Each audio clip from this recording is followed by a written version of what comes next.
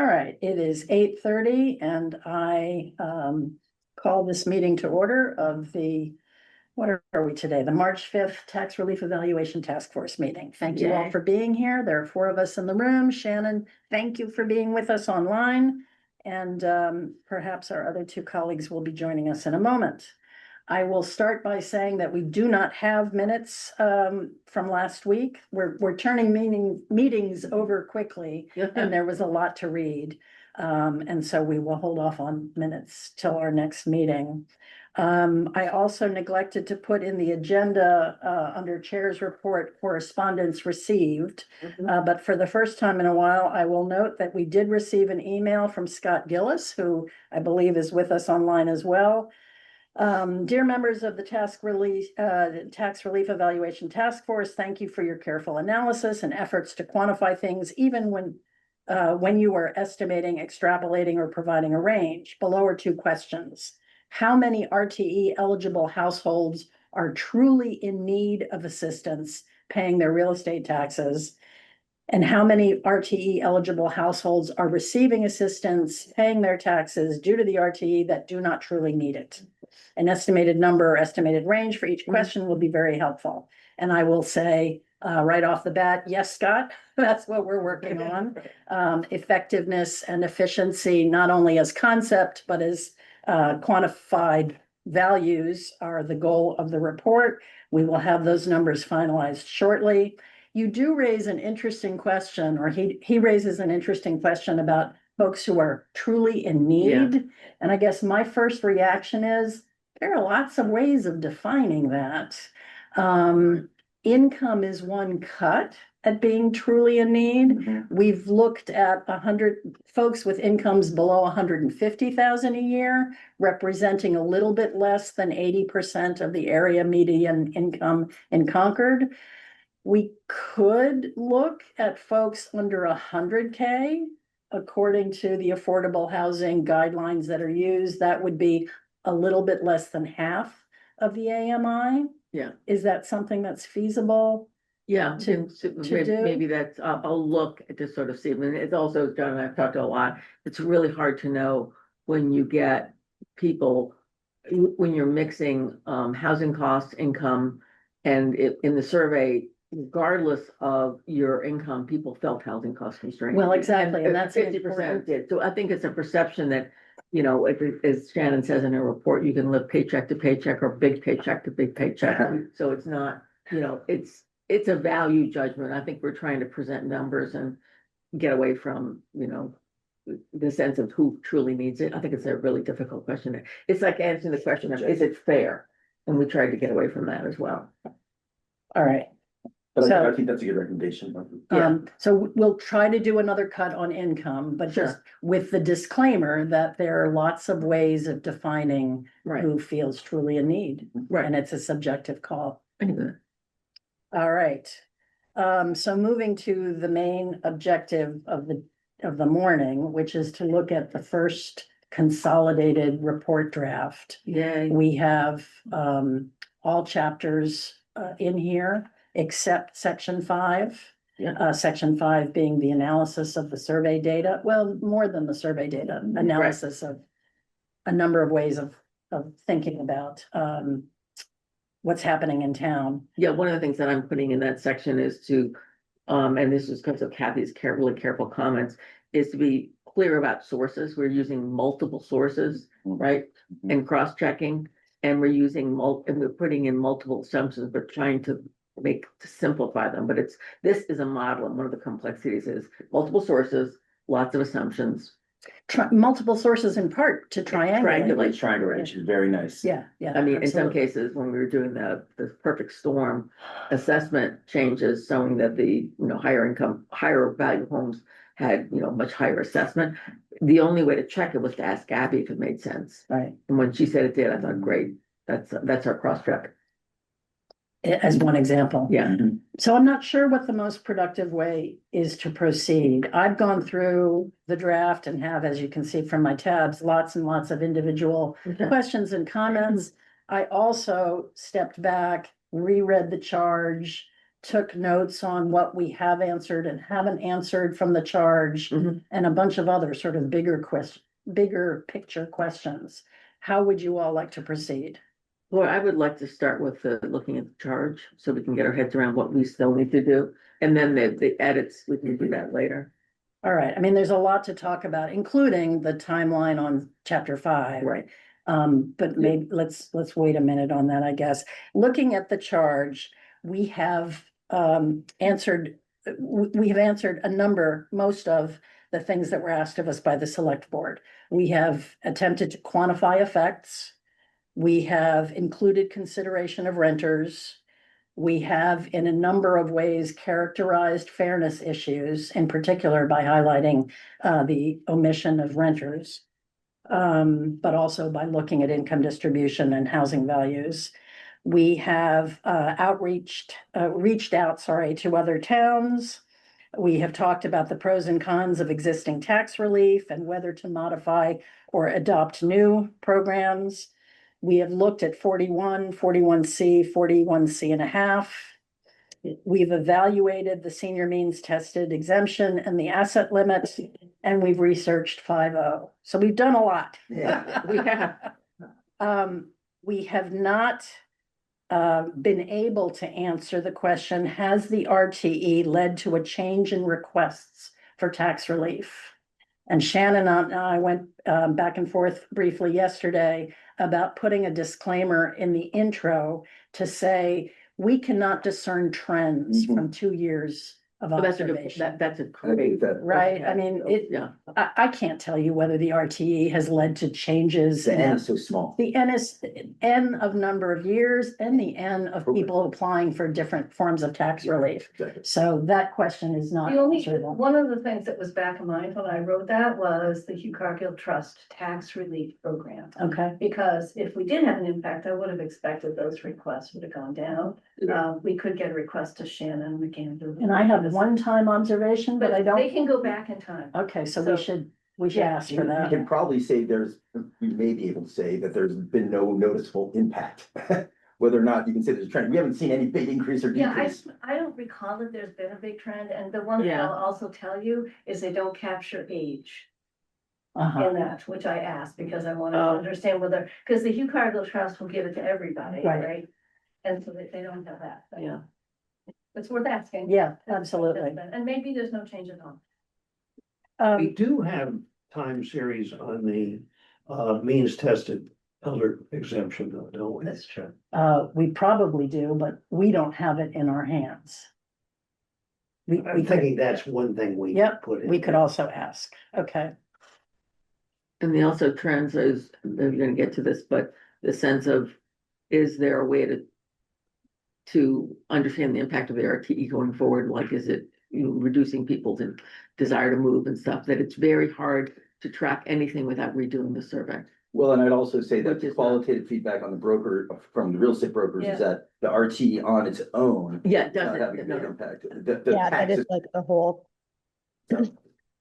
Right. yeah, and you would think that like honestly, any attempt, like, I've noticed recently on Zillow, I don't know, I just like happened to look at a house in our neighborhood. We're not moving, but like happened to look at one, and it was like, I don't know.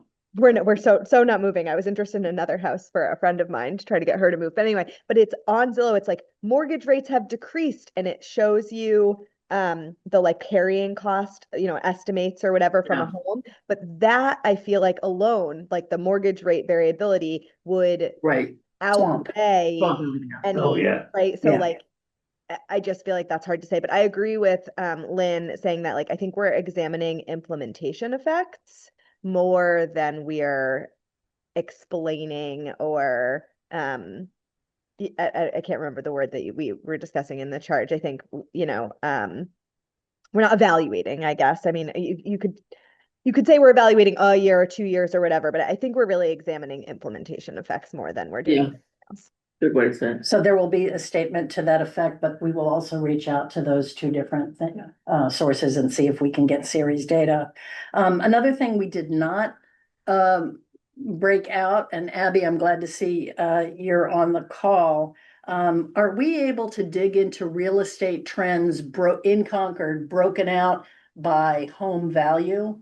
there was a question about trends in home values. Whether prices of lower valued homes are going up Oh. faster Oh, right. than higher valued homes. I know you've made that qualitative statement before, but I wonder, because the graphs that are currently in that section are for Concord as a whole. Oh. And Abby, you're on mute. Yeah, I was trying to get off mute. So Yeah. I'm in transition from, I'm gonna be driving in a bit, but I did want to get on for this important meeting. So, yes, so there is a way to break it out. It's kind of laborious, but I'm happy to, as far as sales of higher homes versus lower homes, is that what you're asking about? Well, there's two way, sales would be one thing, and then also are prices changing more rapidly in one segment versus the other? Yeah, I think so. I can produce graphs that show, the middle of the market. The best way to say it is you get less for your money in the middle of the market. Whereas the higher end, the prices are softening more and the market is slower. So it depends what you mean by, is it homes are most readily selling for a larger increase in the middle of the market, which is, we've kind of said it's in the under 2 million range. But that's sliding. So we have we really need to decide what we're trying to say with that piece of data. I can definitely get data on anything we need. But we need So to one of the decide what things I we're trying to say. remember, I remember you saying earlier that, it's in the report that, younger people are trying to access lower valued homes. And when I say lower value, I guess I mean 750 to a 1.5 million, something in that range. But I also remember you saying that downsizers are also putting pressure in that segment of the market. And so my Yes. hypothesis would be that prices are firmer or are rising faster in that segment of the market than in the high end. Okay, above so let me 2 give you a real time, like hot off the press example that it just defines it. So, this is just how the real estate world is going right now in Concord. I put a house on the market last Wednesday, so just over a week ago. It was listed for 1,560,000, and it went almost 300,000 over the asking price. Wow. Even though the assessment isn't that, the assessment was more in line with where we listed it. We're seeing homes in that if it depends on where it's located. We're not talking about any old home, but there are homes valued in the middle of our market at 1.5, around there, that are so hot in the market because they're being visited. We had 20 parties come into one Saturday open house that was an hour and a half long. So they all were targeted by, How they many were all, offers? How there many were- offers did you get? there were 5 offers. Jesus. Oh my God. And all This is 5 the house of them in my were, neighborhood. over asking, and 2 of them were just out, they wasn't like there was one outlier. There were 2 that were neck and neck that pushed the price to where it went. So and I could say that was a listing of mine, but I happen to have very intimate data on that one. But I could say the same about another house around the corner that went in a similar fashion.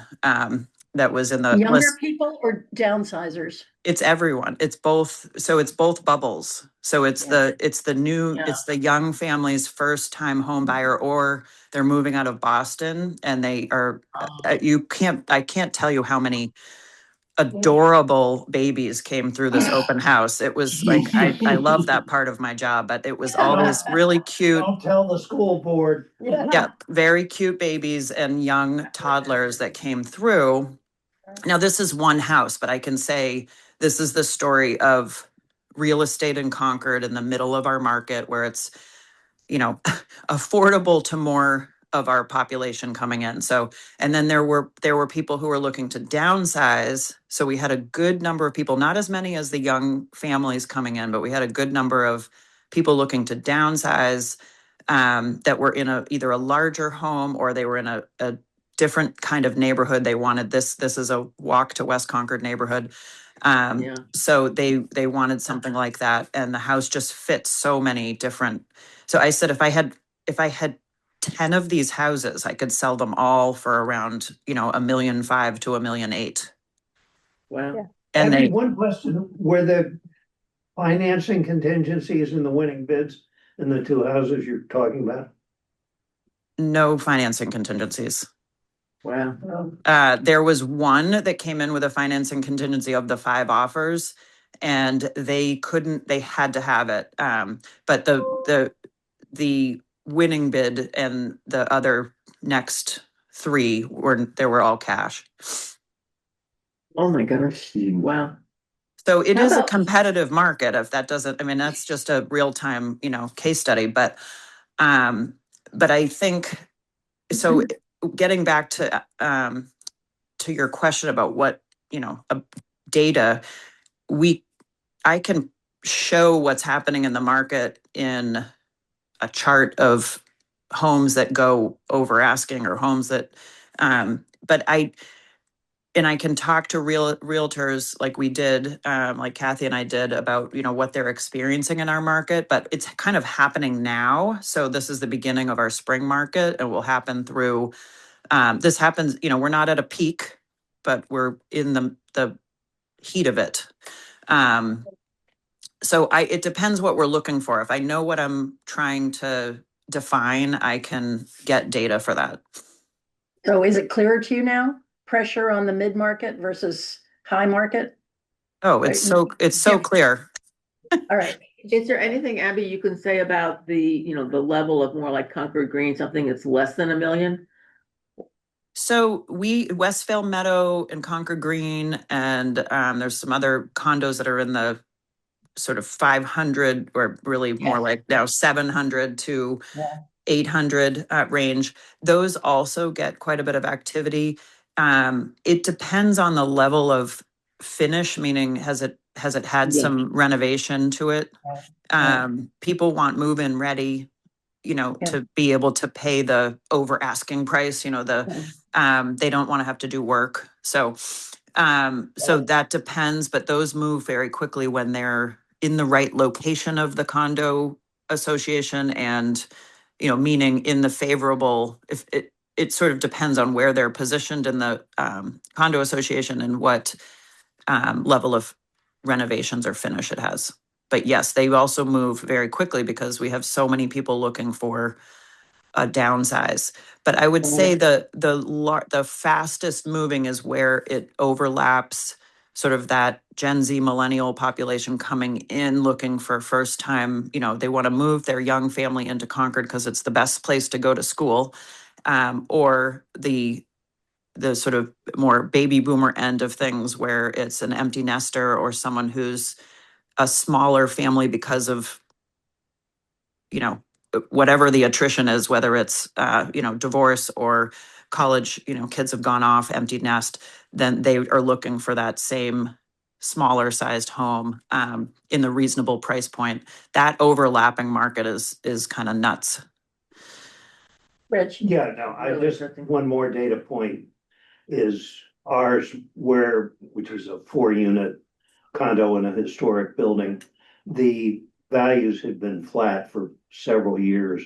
And then one turned over last year at 200,000+ over assessment. Oh my God. You can imagine what's happened to our assessments. Yeah. And I think that just reinforces what Abby is saying, that there is pressure at that end of the market, which is interesting because the perfect storm, the pressure was at the high end. of the Yes, market. yes. Now we're seeing it, but the interesting thing to me is it's not because mortgage rates, just based on, we're saying it's not because mortgage They rates. haven't dropped much, not recently. Yeah. So Abby, I don't think this is a lot of writing, but a page or two of breaking out the market just the way you've described, I think we should add to your section. That would be really helpful. Okay, absolutely. That's easy to do because there's a lot to say about it, but it's pretty Great, clear. excellent. Great. Two other things I note from the charge. One, if we're going forward with a recommendation to consider 41.5 C, the charge asks which exemption percentage do we recommend? I just want to raise that now, and I want to come back to that when we talk about that section, because I have a lot more to say about it. And then finally, there was a question in the charge about whether the metrics we've developed can be tracked annually.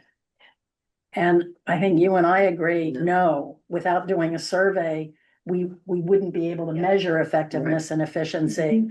And Rich, I had a question about the housing production plan, which is done every 5 years, not every year. Is that according to a fixed outline that do all towns do the same thing? Roughly, I mean, the strategies for what are you gonna do about it vary town by town. But the background, the demographic data, how much housing pressure is there on the housing cost pressure is there on the population? That's fairly consistent. And who does it? Is it? There's It's a a small consultant, cottage right? industry Yeah. consultants. Yeah. But do it for the housing foundation? No, it's done for the town through the Regional Housing Services Office. Okay. I'm just. So I mean, if you were to go to other towns in the RHSO area, I think you'd find that the background section is very similar, Yeah. but the strategies will be different. Is there any way for them to start addressing income and housing values? You Without get doing a back to survey, no. the ACS problem, And the Puma problem. Yeah, That most of our towns are too small to get to that data. That data exists in the community survey. Yeah. But they won't break it out for a town of 20 or 30 thousand. And even if they did, the end would be so small, you wouldn't be able to say much. So I think we need to say that in the You report. absolutely need to. The other comment I'll say, having just reread the regional report, the discussion you just had about downsizing and new families is all over the interviews in the housing authority. So, okay. not the housing authority, I'm sorry, in the RSO report, they did a survey of residents on what they're looking for. It's the really? exact same Oh, wow. trend Oh, that interesting. you're hearing, so that it's more commentary. Is that Concord specific? Yes. The report you I just read? believe it is, Rich. I don't actually know the survey details, but there's a whole section on that they conduct a survey about the needs in the town. And those same needs that you're speaking to come out in that. Yeah, it's funny, I'm trying to remember the process for creating the HPP, and I didn't think they did a survey. They used ACS data where they could. In I other read a words, survey section. I'll find it. I'll go back, Yeah, I've got it, I'll look at it. but it's no surprise. And so the reason why I read it was like, what was driving that economic diversity question? And it was very top of mind when they did the RTE. And that gets to the trying to preserve smaller houses thing. So I was thinking that was what was behind it. But Okay. Interesting. And I guess a follow-up question to you, Abby, if yeah, she's still with us, is, the trends you're seeing in the market, are developers also seeing those trends? I mean, obviously they should be, and therefore, as we develop MCI Concord land, can we hope to see smaller homes in what we develop in the future? I mean, it just seems so clear to me that things in this, what you call mid-range, or even lower end of the market are in higher demand. And yet what's coming, to us in West Concord on Main Street there are $2+ million homes. Yes, so we're seeing some more, I am like directly seeing some more developer activity. It's been the cost of construction. We talked about this at the beginning of our chart, when we were earlier in the meetings. The cost of construction has been remarkably high for builders to do something that brings them the ROI to make it worth their time to do a development. on a single home or on a group of homes. So it has, you know, the way the developers, for a developer to get that ROI there, there's been more activity in homes over 2 million, building homes over 2 million. If we do see that, I am seeing some renewed interest in building and development that makes me hopeful, that there's some freeing up of, you know, some of this is, we're opening up to more development at all ranges throughout the whole range of real estate, but we haven't gotten there yet. So where it's friendly to developers to do, you know, $1.5 million homes. And one of the issues, and we talked about this, I know Rich and I have talked about this, is with our zoning, the Concord has not been pro higher density. If there's an opportunity for a developer to come into say a 4-acre parcel of land, and a developer wants to try to put 11 units on that, Concord has been more pro, you know, only put 4 units on it, which pushes the developer to build larger homes. So that's not really helping. But that's a ZBA, you know, that's how Concord passes, in our planning department, how Concord makes decisions. Right. There are a couple of tweaks in zoning, one last year and one this year, that might improve that. The one last year that passed makes it a little more economic to do a planned unit development with smaller units in it. And the one that's up this year would make it easier to do it in a mixed use, commercial retail. For MCI Concord, I mean, in my view, or any land that the town sells, what the town needs to do is make it a condition of the sale, still maximizing value, but say you need to build X percentage of units or X units below 2,000 square feet, whatever. You know, that's the only way I see us getting smaller single family homes. The economics alone won't drive it. I think the town has to leverage its land to do that. So I've been a little bit reluctant to push too hard on the affordable housing Yeah. theme because Yeah. it feels like it's moving Yeah, away but- from our chart. Yeah, right. Yet, you know, we were asked to think about how to promote economic diversity. And I wonder what people feel about putting a stronger statement in the synthesis section saying that, you know, the better way to promote economic diversity is to do. Yeah, what we were just that saying. the real estate taxes are a blunt tool, and I think we got that, Lynn, from our interviews with the other town. Yeah. They're saying, yeah, we, you know, we're building a 40B, we're building an elder housing development. Yep. You know, Sudbury was very adamant on Yeah, that point, right? you know, Mhm. right, you know, MBTA zoning that to me, that and, you know, encouraging smaller homes and planned developments are the only way you're gonna get additional small. I will say, I haven't read the article yet, but across my Boston Globe feed this morning, I saw an article about Lexington having gone whole hog into creating more housing and is now having second thoughts about it.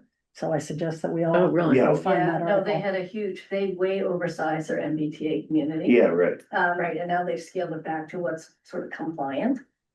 And yeah, they're seeing some growth issues with. Well, and then they have a high school reconstruction 600, challenge. yeah. The $700 million. Yeah. For those of Right, you so who love to- there's more to it than just, you know, affordability and what, you know, how many units go on a plot of land. There's also the safety aspect of, you know, how much traffic does that create? There's a lot of things that go into the planning process that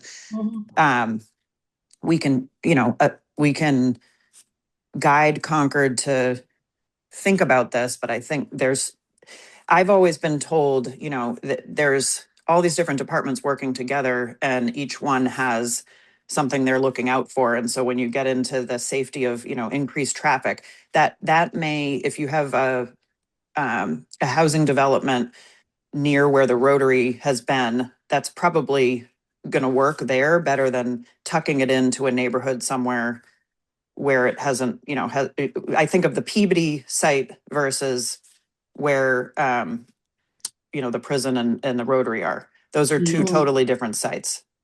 So, Mhm. Yeah, we just, Yeah. I think that we can suggest these things, but it's going to be, the town still has Sure. an interest in more than just, number of Yeah. houses and affordability.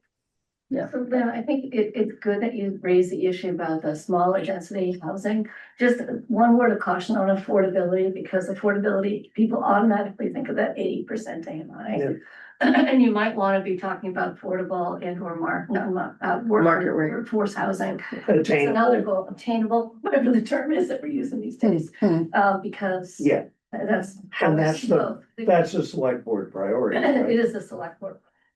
But How was just, that if you different? just say affordable, that's all people are gonna think of, and there's some challenges on managing that. So to Rich's point about the PRD change last year, what we did was change the threshold to allow workforce housing, to allow the developer to qualify for that. How is obtainable defined? I think it's 120. 120, I Is it mean, 100 of the AMI versus 80? 80 is in the 40B law. Yeah. There's, the trust has the flexibility to go up, I think, to 120. When we talk about attainability, are we talking about attainability of living in Concord or attainability of owning in Concord? Buying in Concord. Buying. No, you're talking living in Concord, so it could be rent. It's owners and renters. Yes. Okay. All right, let's move on. Another large picture question that I asked myself, we've talked a lot about about the economic diversity promotion Mhm. side of the select board goals. Have we talked enough in the report about keeping seniors living in Yeah, I'm Concord? gonna have to, I was gonna cut all the effectiveness efficiency by 100K, so like the low, very low income, if you wanna call it that, but also see what I can find out about seniors. So 65. the question is, are we talking about all seniors, low income seniors, what do you think? It wasn't, I think the select board was just seniors. Seniors, okay, that's easier for me to do. I mean, in the report as we have it currently, I found it fascinating that in terms of who is most likely to move in the next 5 years, seniors was the lowest percentage. Yeah, because everyone wants to stay in town for all the. Once you've lived here for 30 or 40 Yeah. years, you want to stay here, apparently. We certainly talk about seniors in the context of property tax relief programs, because most of those are senior focused. But to the extent Yeah. that you could pull out any other way of Yeah, slicing and the I can't think data. about, I can't remember, seniors by income, but that's what it would be. It would be basically all the same cuts, but you looking at seniors as opposed to everyone. All right, but how We're much saying more? 65 plus for seniors.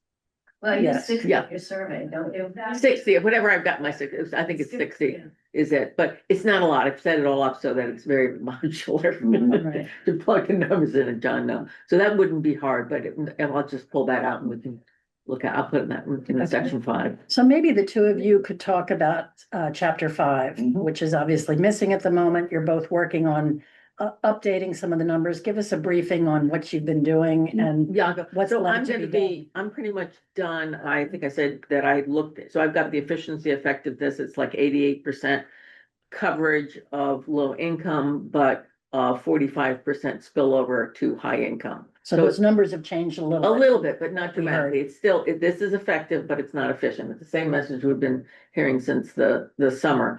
That's done. I've also played around with what happens if we increase the application to everybody who could potentially apply. It really does nothing. It drops the. All right, say that slowly. If we said there's like 300, 400 people, households that have not applied. So if we got them That all, potentially are eligible. or well, we qualified. just don't know. So we Okay. we apply, and then if we take the same 68% eligibility.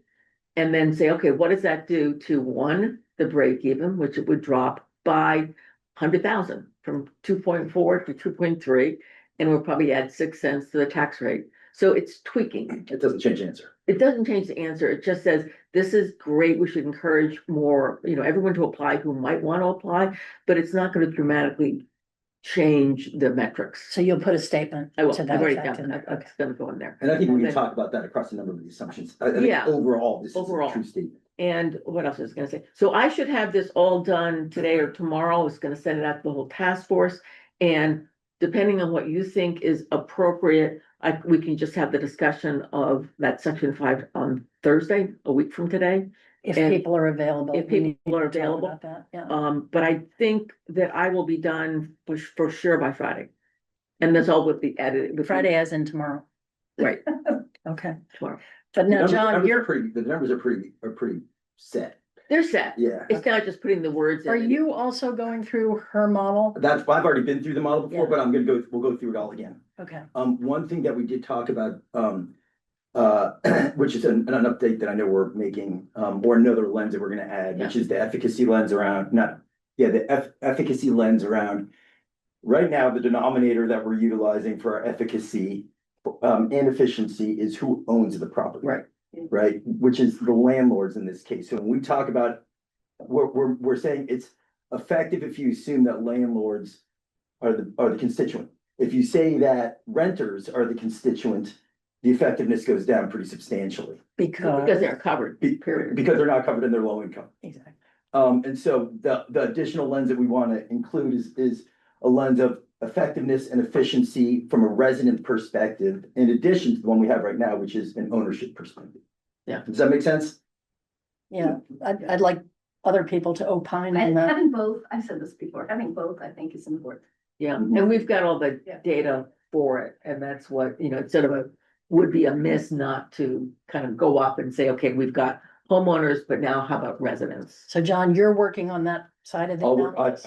Or rental units, Yeah. not really like, numbers. Yeah, exactly. That's But one, yes. It's rental Conceptually, units. it's conceptually it's renters, but it's gonna Rental, be, yeah. rental Yeah, units, but exactly. the whole point is that the RTE was never designed to help renters, and actually eventually, depending on the market condition, it's gonna increase their rent by whatever the tax increase is, so it hurts them, and so it will help give, I think, impetus to what can we do for rental programs, so it sets up for section. Sets up the recommendation, we Right. do a pilot on 5.0. Yeah, And what's the timeline on getting that? I can Friday, tomorrow.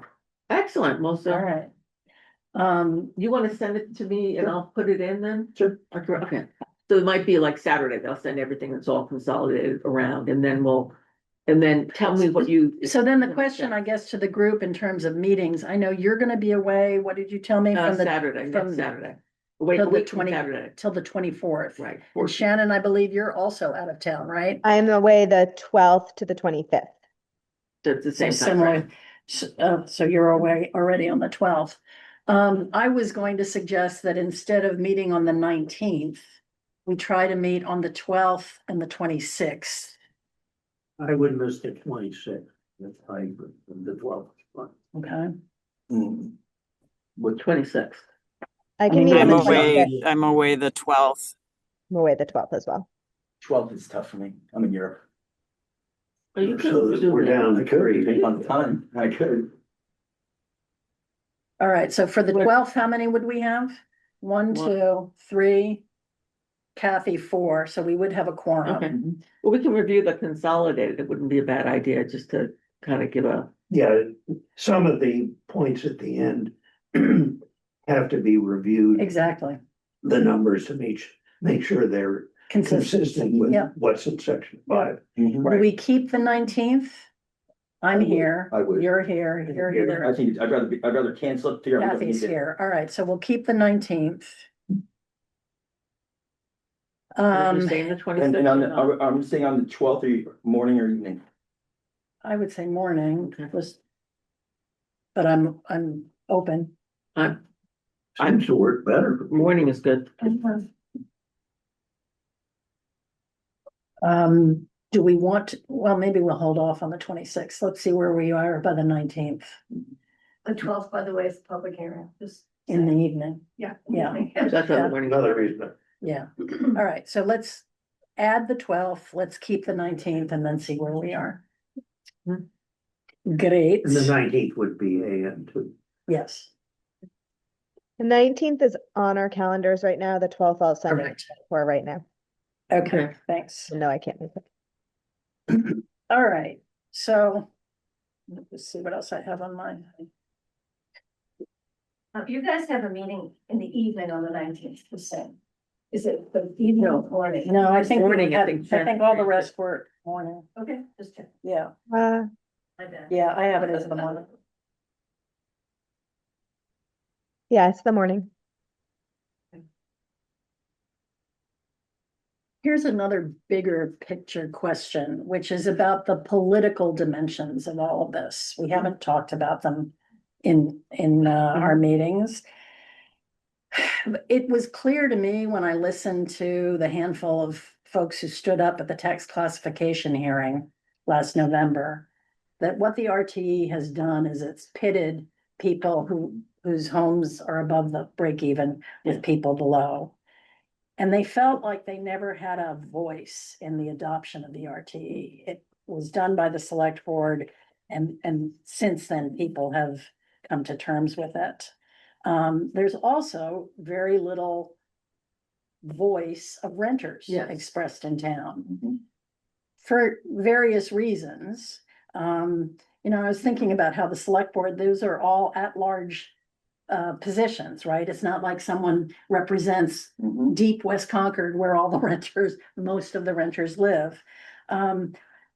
I also thought about the fact that Nicole Saya from the Council on Aging has been doing a great job of advising seniors who feel like they're Yeah. in financial duress.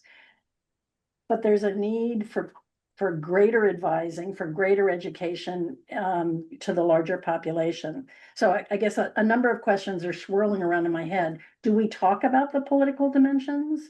Do we talk about potential political risks going down? If our survey really got people thinking about the RTE and about fiscal mismanagement in the town and frustrations about spending, is that going to be voiced at upcoming town meetings or votes on capital improvement projects? Like, how much do we want to think about the political dimensions of this topic? I think it's good to share some observations without making it the primary deliverable. Yeah, I Right, think, so I would include it as an example in the executive summary, Mhm. right? Like, I think a handful of bullets or along the lines of what you're talking about is. Or worthy. maybe, Well, I think it's clear in the report, as it already exists, that people in higher value homes are the ones who don't like it. And who are more upset by, I mean, not that people in lower value homes may not have concerns about town. But the survey tends to say, the people who got hit hardest, which were the higher value homes in the perfect storm, are also the ones who are at this point saying they are opposed more strongly to the redistribution than the people who are at the lower end, either who are benefiting or maybe, just feel that, people, we should do something to make it easier for people to stay. I'm I think, not, I think there was actually general sentiment of support for redistribution. I think that one of the things that I saw in the survey was actually a surprising amount of consensus across income bands around frustrations.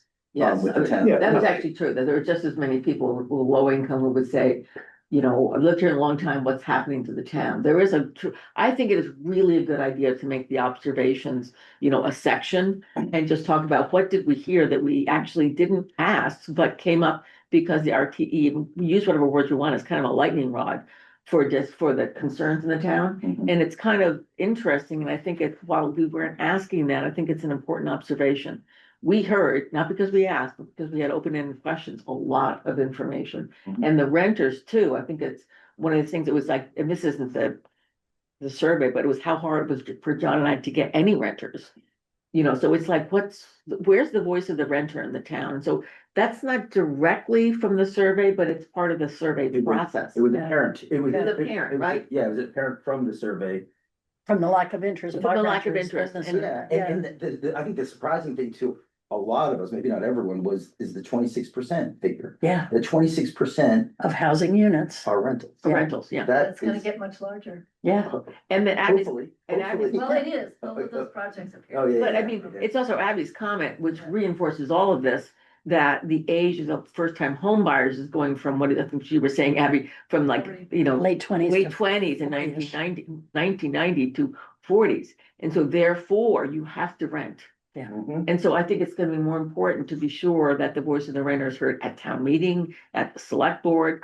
And I think I'm it's a curious if there's someone in an affordable housing group who's actually charged Yes. with good point. who's responsible for the rental community, because if you actually look at those in need. For affordable housing in Concord, almost half of them are renters. Oh, yeah, no. Because you got. Which is again why I raised the Nicole Saya, not to pick on her Yeah, name, yeah. but, you know, someone at COA is currently advising seniors. But I'm But renter. do we yeah. need to extend that across the town somehow? Yeah, I mean, and the other thing that reinforces what we're saying here, you and I heard in several towns, well, the renters just aren't as engaged. Mhm. We're not as worried about the renters Yeah. because they don't show up at town meeting But, yeah. and complain about their taxes. Yeah, Where's the chicken and egg here? It's like, you know, it's also, I think that one of the reasons renters might be more, well, many of the reasons more fluid is unless they have kids in the school, you know, they're more flexible and they wouldn't be involved in town meeting unless they have kids in the school and they're there to vote for, you know, a school budget. So I think it's kind of if you're a renter, you might say, what does the select board do and town meeting do that I even care about? I think what it says is that we have to be proactive with the renter community, Yeah. because they're not gonna come to us, assuming. I mean, I think we should be, Yeah. so, suggestion in the synthesis section, Rich, that you wonderfully drafted, could we add a political dimension section? That would be really reflects good. some of this? Yeah, sure. I think that would be helpful. Yeah. I mean, it will. I'll do that. I'm sort of imagining That is- the executive summary is that section plus the recommendations of Yeah. options. Yeah. We can, I haven't drafted it yet, but we can look at that when it comes together. I have lots of other questions or comments, but I don't want to keep driving the discussion. Do we want to go through If you the? want to. I mean, I'm really pleased about the idea of putting in a political dimension.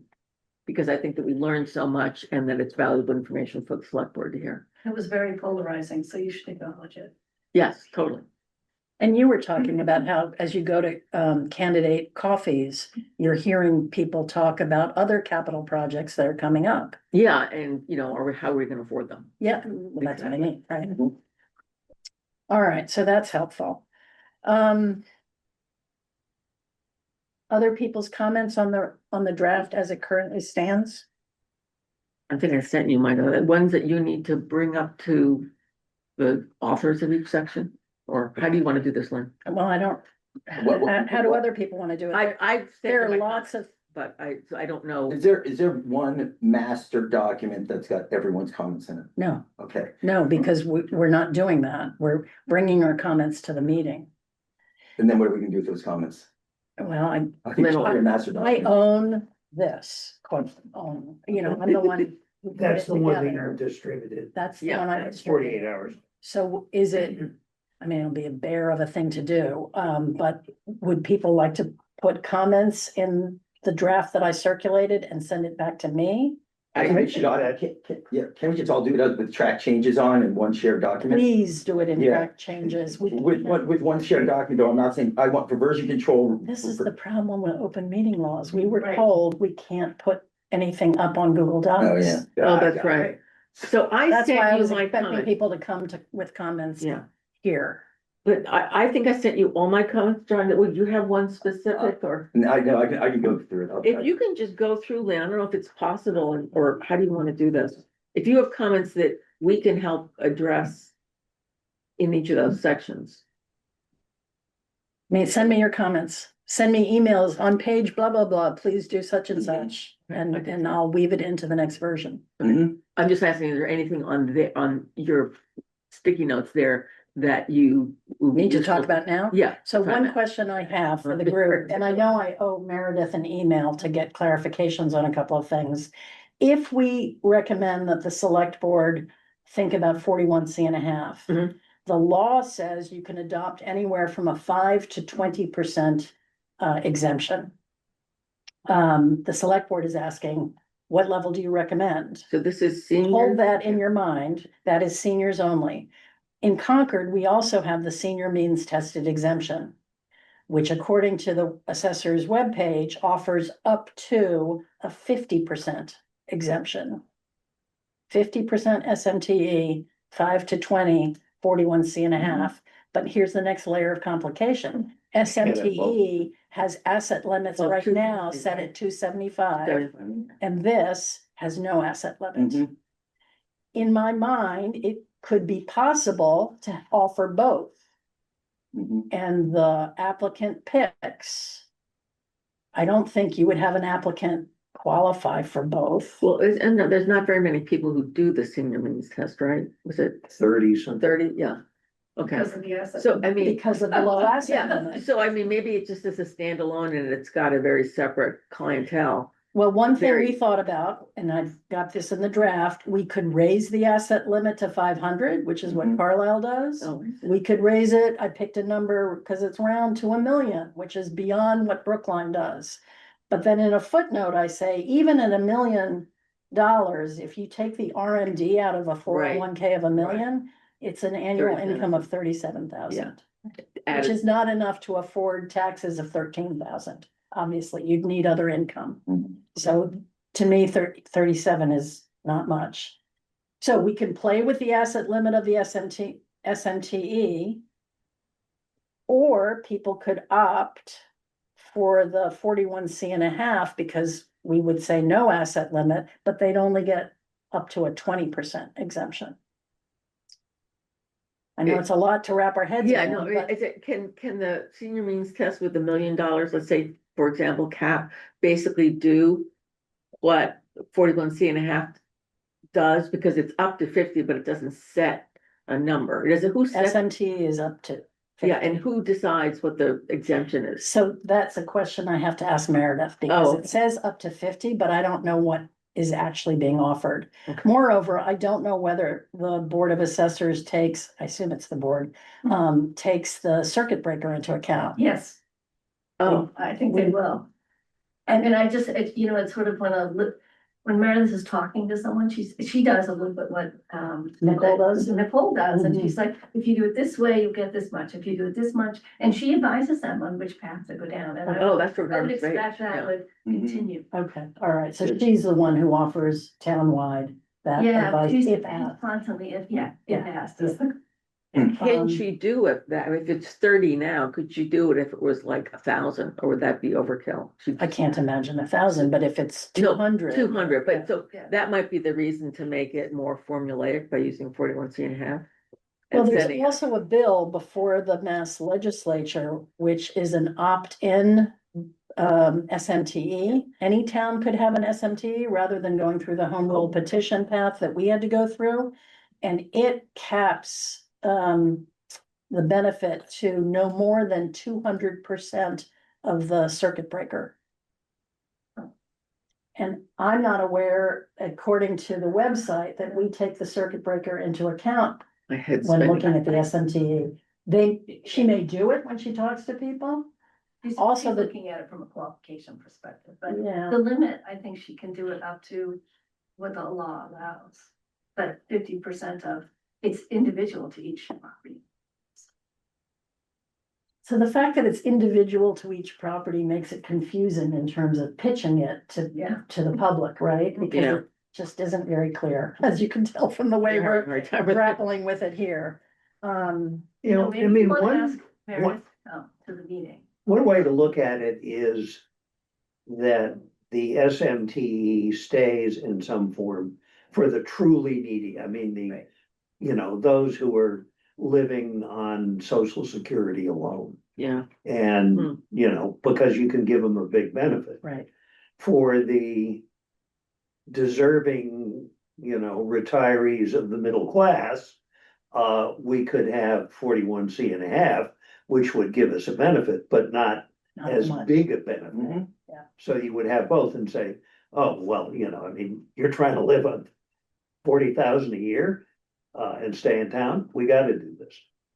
But if you're trying to live on, something on the order of 100,000 a year, some of which comes off of the IRA, then, you know, if you have, 41C1/2 with no asset limit, then.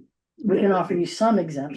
You get someone, but not, a friend of mine once said, it's an interesting amount of money, Yeah, but yeah. it's better than none. So I think I had used the word supersede in the draft for if we adopt 41C1/2, that would supersede the SMTE.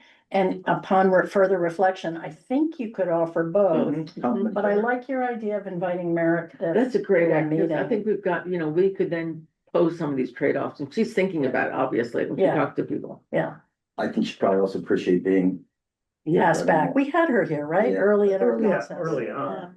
All right, She could so Oh, also- are we gonna ask her to review this, by the way? I thought we had agreed to do So that. Yes, that, we maybe did. that could be part of the, her coming, that she could have gotten a copy of the consolidated, and she can give us feedback. we should be clear what we are looking for in terms of the feedback, i.e. fact versus perspective. I think she's just gonna get good feedback on fact. Yeah. I think that she's not gonna say, I think this is good or bad. No, No, but no, maybe no. it's a. I how want does her, advise if she sees a people? number that's wrong. Exactly. Definitely. Yeah, right. Exactly. I wanna know it now before the select board. So if we do that, then I would invite her for the 19th. Mhm. Cause that's the last meeting we currently have scheduled, unless we agree to schedule a meeting either on the 26th or in early April. I think, I would vote for scheduling another meeting after the 19th. I don't think we're gonna be done the 19th. And I'd love to cancel it if we are. We have one Okay. right now on the books for the second, right? Right. Yeah. I think we ought to keep. You have one for the second, but our charge only ran through March, so But I it did not. ran, I thought I read somewhere it ran No. through April 30th. No? It does We not. did ask you to set it up. Wendy, Oh. read it. It's It's March clear in the 30th. charge that it's the end of March. Can we make, are people good with doing April 2nd for now, penciling it in, and Yeah. if we have to cancel, we'll It's cancel it? currently in the evening. Oh, okay. I don't know didn't if even people put it would in my prefer calendar. Well. I don't get back from my I'm looking, trip you're for done that at the end of day. the month is still flexible, so. Right, let me know. right. Yeah. No, I what, mean, I think it would be really good to have a meeting with Meredith, have her have the consolidated one, point at something she says numbers that she doesn't think are right. So that's. I need to get to her sooner about Yeah. these Yeah, right. questions about Yeah, those are very different, yeah. tax relief programs. It's just a comment, it's a lot to ask of her right now, she is in the Oh. heat of doing her, the abatements. So Oh, it's a no, lot right okay. now, it's a really busy time for her, Mm. so I don't know if you need both at the same time, or if you Yeah. wanna have her come and just talk a little bit about the program separately and have her send feedback I separately. mean, I can don't- ask her what she prefers. Yes, that's. Give it an Yeah. email answer or come and Yeah. talk to us. Maybe she could also, I don't know if she's got anyone, she You- could report, you she might- can fact checked it as well. Michael? She doesn't have to do it, right? Michael, exactly. Michael, who's the one who has done everything with all our data requests, You're but gonna he be might be directed busy on too. implementation, so if Yeah. your question is about the 41C1/2, you need her. Yeah, yeah, Okay. yeah. No, I'll send her an email Yeah, this week, yeah. this coming week. All right. And also, I don't know if it's in the report, but I really think we need to thank Meredith for all her Yes. contributions, because Absolutely, this would be never happen without her. absolutely. Yeah, I mean, at some point, I think we need an acknowledgement section. that Absolutely, she was critical. includes Nicole and Yeah, Yeah, that's true. yeah, okay, so add acknowledge. Yeah, that's, there is obviously. and when she went above and beyond, in terms of answering questions in the heat of January.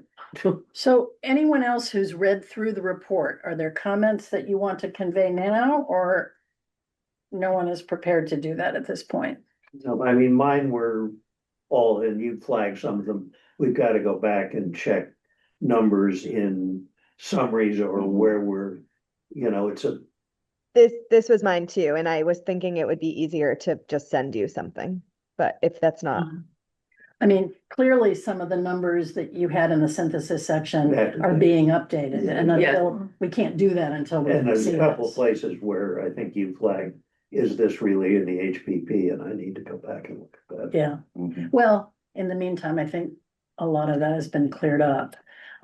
One just structural question, we talk about representativeness Mhm. of the sample in the in your section, in Mhm. chapter 5, and the same text appears in the appendix. Yeah, so there are two ways to do this. We can just have it in the survey appendix and then summarize at the beginning of 5, just to say it's, refer the survey expense at the end, whatever that number is, but just say it's representative, this way, there's a definitely not representative for renters and not repeat the charts. I'm happy either way. Doesn't matter to me. What do people think is clearer? Should we just state it all up front? Given the fact that this is gonna be a big report anyway, I would simply say it's good on home value. It overrepresents elders, it underrepresents renters. Yeah, I can just summarize that. and See the refer people appendix to the for details. appendix. See appendix. And for then details. that gets into the how we made the sausage quicker. Agreed. Ellen, in the revised FY 26 discussion What in page? chapter 2, page 9 again. Yeah. You talk through FY 26, 3906 residential parcels have applied for, but the number we have from Meredith's tax classification hearing is different. And I know you've, I can footnote all these. There's a series of different numbers for classifications. The data request number is different than what's in this section. And the classification information that Michael gave me wasn't consistent with the overall table either. He So I gave you more current data, right? I don't know. He gave me FY 25 and FY 26. But my point was a little different. I had the same question. You speak to it as that many have been approved FY 24 through 26. It should be more than that because we had people approved who've left the town. Mm, So just be careful now. Oh. saying, You yeah, know what I mean? It's not a. Oh, this is, They're okay. no this is longer taxpayers. Net, should be net. Well, just that we're current, current, yeah, Yeah. Current, okay, It's not, okay. not total right? multi-year. not cumulative. Okay, good point. And then just one quick comment, because I only got through the first 30 pages. On page 9, there was a reference to 240 units and you speak to the Concord Housing Authority. Mhm. But it's a little confusing because you use the term rental units. And I don't know if you want to say including CHA and then in parentheses, just say apartment complex. Because, that whole question about include units comes into play again. And Mhm. it was just confusing when I read it. Because I think that's a property owner statistic, right? The housing authority. 1468 The is number of parcels are the parcels. ownership. The 240, yeah. They're- You reference it as They're- condos and the Concord Housing. They're renters, they're rentals, either Concord Housing Authority rental, they were just examples that they're, Yeah, I just don't know if the 240 includes a count of units or you're talking about the housing authority as a property owner. Because you talked about. Is it parcels or condos. units? part, 1468 is parcels So it's- 240. and Concord Housing It's Authority is parcels. one parcel, right? No, there's multiple. no, it's Oh, units within the right. parcel. Different It's, So be careful. 'cause It's you're what we mixing the counted numbers as- Yeah. again, Right? it's rental units. Kinda. So. I don't know how to phrase it. It's the, It's just the concept of, are you mixing units with units? And 396 was property, counts of properties. Mm. And then the 240 is a sub bullet, but it's. No, we it- just it- figured out, Yeah, it's the same. 240 is a subset of 3906. which is a count of properties, Yes, not and units. So why don't we just say 240 of the 1468 assessed below 1 million are the Concord Housing Authority And condos, and condos? that would work. well, that's not right then. Okay, I'm gonna have to relook. Okay, I'll, Double check, please. well, I know the numbers. I know the numbers. 247 and 3906. 247 is a subset of 3906. It might be the way I've phrased it Right, That's the question. that is That's the point. difficult. And the phrasing of this, the Concord Housing It's the Authority. second, it's the middle part of that sentence that is confusing because you say rental units and rentals. As That's condo rental units. Okay, let me just figure it out. The Concord Housing Authority uses the term units in many different ways, so sometimes it's really hard to make it simple. Okay, so 240. I mean, have you talked to Jen Polito at all? I don't know who Jen Polito is. She's the executive director of the Housing Authority. Yeah. Do you want me to call and ask? I mean, what we want is, how many units do you rent, correct? Um, No, we want How parcels. many apartments? For I- want of a better term. it's what would be considered a parcel under Meredith's count. So this, when you've got in her classification hearing. Yep. There were like 27 apartment complexes. Yeah. And then there's like 5,720 parcels. I wanna know, does the count 140, I think, which is what yours was, from Concord Housing Authority, a parcel or rental unit? I'm fairly sure it's rental units, but I'll confirm that.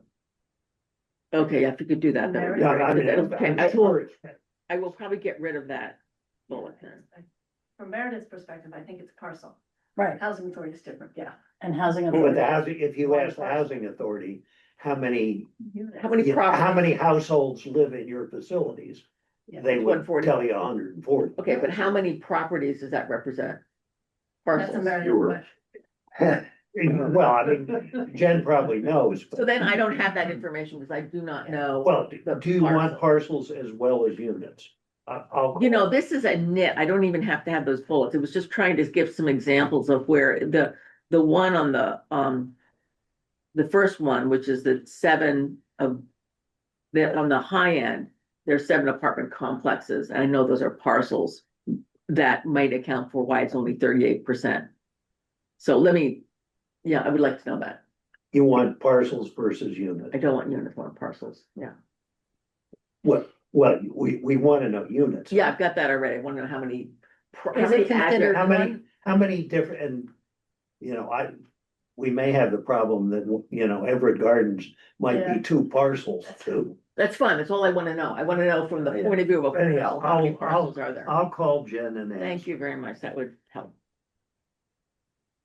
A stylistic question in Shannon's recounting of the interviews.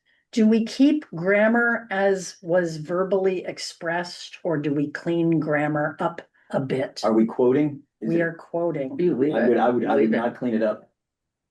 I would leave it as is, unless it's something that's like, yeah, Something that's. I was struck by, We usually clean up, for us, we usually clean up ums, ahs, any like filler, but nothing else because yeah, it's I think that's very fair, Shannon. that's usually well, what, it's if we just. publish, that's what we The clean. mortgage company pays it, and that's where I think it's probably less visible, because it's just kind of like auto pay, et Yep, cetera, et cetera. that's, I mean, maybe I get rid of a but like Yeah. honestly, when we publish, we get rid of like very minimum, we get rid. Okay, I think that verbatim is nice as long as it's not a whole bunch of us. Right, Okay. exactly. Yeah, you- Whatever, You can transaction always just usually. put in, Ellipses, ellipses if you yeah. wanna yeah, take out. Yeah, the you can longer part. ellipses or we can cut a quote, like you can cut before if you prefer, but I for fullness of represented thought. okay. To clean Just it checking. up more. Excellent. And then another stylistic question in section 6, which is now entitled Other Survey Insights, Sentiments from the Oh, Town. okay. We have a combination of the math of survey responses to certain questions, as well as summaries derived from ChatGPT of themes heard Mhm. in some of the questions. There's a mix of styles here. We've got some graphs, we've got some themes. In the section on level of support, I have text boxes with 5 representative comments under each theme. I don't know if you've read this section, but I'd love feedback on, did we say enough here? Is the style too confusing, the way we mix things? Mhm. I think this is all of the questions. I went back and looked at the survey. I Yeah, that's think this everything. is the main question, except for question, I think it's 21, the very end, when we asked, is there anything else you want to tell us? I don't, There wasn't any. there There wasn't any any. response Okay, there. So all right. you're safe. Okay, I mean, I I like that section. mean, I thought it was good. I think mixing it is fine, and I think having the chat GPT was really effective. Yeah, I really liked it it. was certainly an easier way of, Yeah, Yeah, Summarizing. visually, I wouldn't comment, but I came away from it thinking, if you had ingested that, you'd know what how we people feel. found out. right, exactly. I think it really is much, it's like, Shannon's section of the verbatim quotes. You Yeah. really get it really is sentiment. The title is a good one. Yeah, all right. Yeah, Okay. so I liked it. Thank you very much. Yep. Okay. Where's the Um, one for the level of support for the RT gonna go? Is that going in section 5? No, it's in here. It's in there, it's in there. No, it's on, it should be in under 6. It's in 6. I think you took all the graphs I had, right? Yep. Okay. I Well, don't or see just- 6, I only see. I It's don't look. pages 29 through 33. Level support for the RTE, really high, low income, no surprise. It starts on 29, Kathy. Oh, what might be missing, Kathy, if this is what you're talking about? You have level of support for the redistribution, but not level of support for RTE. The that I level support for saw. RTE is on 30. I thought we were the other way Yeah. around. It is. And distribution is here too? This says income Yes. distribution. No. the It doesn't say title- the RTE. Subtitle is level of support for the RTE and tax redistribution. And the 2 graphs on 30 are generated by Ellen from the survey responses, level of RTE support. So then the commentary of the 530 who gave responses, they strongly support some form of income distribution. So then we're 220. switching. Yeah. So it- where's the RTE support? Further down? No, the 2 graphs above that. No, I'm talking about the ChatGPT summary that I did. I did not include that. Okay. Okay, that's fine. I'm sorry, where's tax redistribution? What page is that?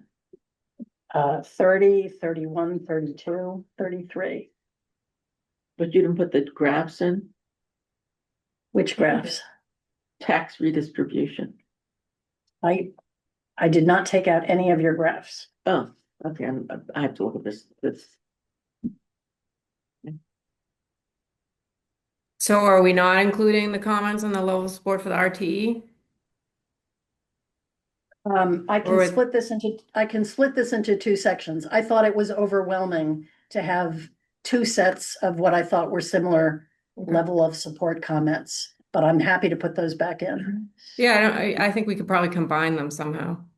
Just want to make sure some of the level of support comments were in there. I can look at it Okay. in more detail. Yep. Mhm. I'll put those in the next round.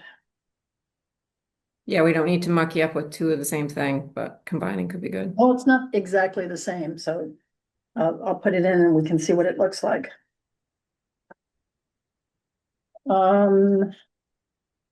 Okay.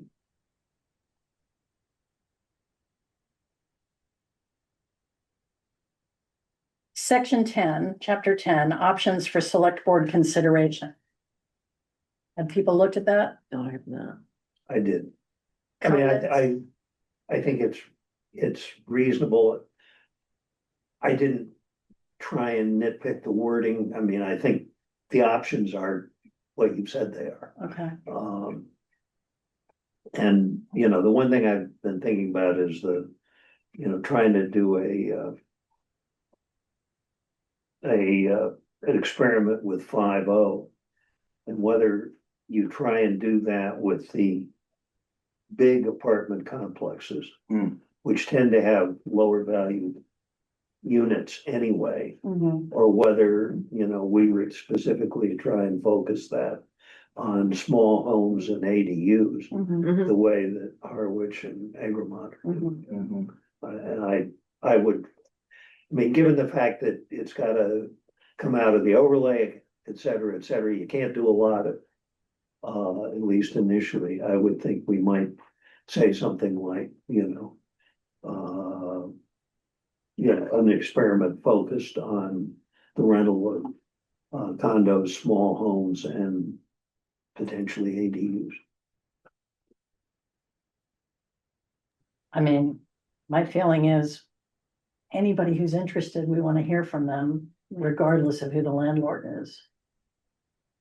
Well, yeah, but in other words, number one, if you look at the big projects, the 40Bs, you know, you've got folks who got a guaranteed lower rent anyway, Right, that has to be subsidized by the higher rent folks. right. So I think that becomes problematic, that nobody's, you know, the higher rent folks. I guess you could say, you know. In many cases, they can't pay those rents if they're below the, you know, the target income level anyway. I just think it gets difficult in a way, I guess I'm saying that the rentals, they're already in a way regulated. So if we already have 40B complexes, I hadn't thought this The through. Prescott is a 40B, And how many units are there? 300 and some, No, how many affordable units? 20, it's 25%, isn't it? Yeah. Oh, Well, So Well, that's a lot. do they already get the property tax relief we'd be offering under 5.0? Well, I'm assuming that in valuing it, the assessor has to take into account the fact that you can't charge more than X on those. Doesn't the RSO drive the rental income? There's a whole process they have to go. Well, through. yeah, there's a process by which but the question is, what do we assess an affordable unit at? Oh, Are we assessed, you know, Oh, if it's a one bedroom affordable unit, do we assess that at the same rate as the market rate unit? And I don't know the answer. I would assume that, you know, since they can't make as much money, that they don't. That there's an adjustment Mhm. for the fact that their rental income is Oh, that's limited interesting. I on wonder if that's true. 25% of the unit. Yeah, would that be, Meredith So is that- question that I'm- It is a merit. that's a question. But I guess my question is, if you're gonna do a pilot for 5.0, do the 40B units step to the front of the line? Or do they? go Well, back? Or do they go back because they're already taken? And that's my problem, Yeah, you know, that they're already getting a benefit. I want to you wanna take, create new, I want to create new affordable. I see what you're saying. Yeah, That's why yeah. they don't go after the Prescott necessarily. No, go after, you know, somebody who's renting a condo at Concord Yeah. Green or Yeah. a small home or their ADU. Where are the gaps that we? can Yeah, fill? where it's an individual, I think that would be interesting, or they rented, because a lot of the did sale, which say, sorry, go ahead. no, I say, a lot of the sales that FY 22 that were used for the FY 26 assessment were Concord Green. There was a lot of activity amongst all the condos. Which kind of reinforces what. Anyhow, I was saying. I would, since we can't do a lot of units for both administrative and financial reasons, I would focus it on units that are not, you know, if you will, by fiat, affordable. Right. And then the town has to set that rental rate. So then it's a question of who would you recommend does that? Is it the RSO because they're already doing it for 40Bs? I mean, you don't set the rental rate, you would ensure that the rental rate does not exceed certain thresholds. Yeah, I mean, Well, you still have to set The threshold, yeah. right? That's my. yeah, point. but But it's there's not a a, rate, it's a percentage of income, I thought. yeah, So I mean, it's- there's a formula and we can use that form, I mean, Well- basically. What would happen is you'd say, here's my rent. Here's, you know, evidence of income. This rent is below X% of income. And the income is not over Y, then, you know, you get this break.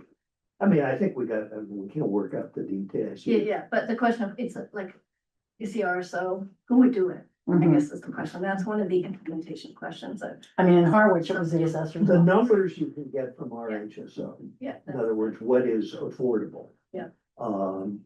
And then you have to. I mean, yes, I think RHSO could verify income and rental amounts, but we'd have to pay them something to do it. Yeah. But frankly, we already, you know. Yeah. Paying if it would save work for the assessor, it might be an efficient thing to do. Yeah. Give him another $10,000, Yeah. have him And run. I'm sensitive to, we implemented the RTE, but even asked the understanding invitation to the assessor's office. So. Good point. Mhm. Mhm. All right, so unless there are other burning comments from you all, I will open the floor to public comments.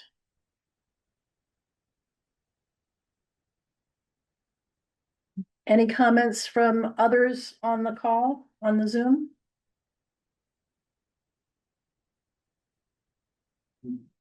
Any other comments from us? Nope, right here. We've done a lot of work this morning. Yeah, I think it's good. The report looks fantastic. Oh, it looks so good. Just It what- looks really good. You've integrated it. Yeah, it's wonderful. Lynn, Yeah. when we did the 2229 Main Street report, Paul didn't have to do all of the detailed editing, proofing, et cetera.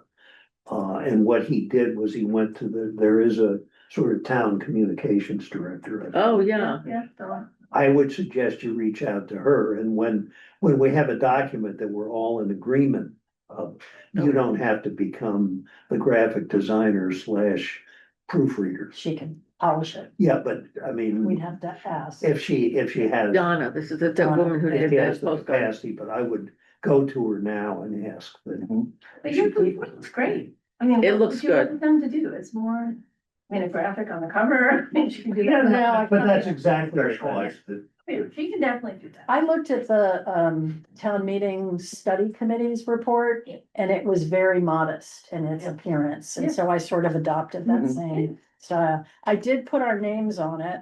Apologies to Shannon, who I think has now left the meeting, but she is not McSweeney, she is Sweeney. That was. I thought about that. I Yeah. thought, I guess I, McSweeney's with I the love that. bar on the Bowery.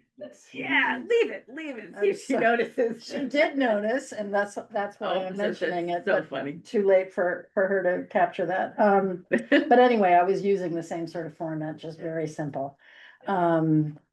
Anyway, we're getting there. I will arrange with this building to have a meeting here next week. We will keep the meeting on the 19th for now unless we decide differently next week. And you'll be at that meeting next week. Yes, I And will. in the meantime, you two are going to finalize. Yes, I'm gonna Chapter finalize. 5. You know, one thing I realized that, why I was asking it, I never did. You want to what crass, I never did a graph on the level of support for tax redistribution. Should I add it? Yeah, I think we should, because. Okay, I because just- there's- I realized- there's got level of support for RTE, I was just looking at that, without the level of support for tax redistribution. Yeah, I think it's, I get a feeling that there's more people in support of tax redistribution than for the RTE. That's it, well, that's And you were important saying that, distinction. yeah, you were that's saying an that, so important that distinction. needs to be, I just realized I Yeah. didn't do it. Okay. Too many graphs. A lot of good data, a lot of good data. No, it Yeah. is good data, and honestly, it's stuff that we didn't expect that's the most interesting. Mhm. We're good? Anything else? Public comment? Nothing? Come on. Oh, come on. Sorry, All right. and I also should have referred to you. Okay, Um, well, this is In very, which case, can I have a motion to adjourn? I move we adjourn. Second. All in favor? Aye.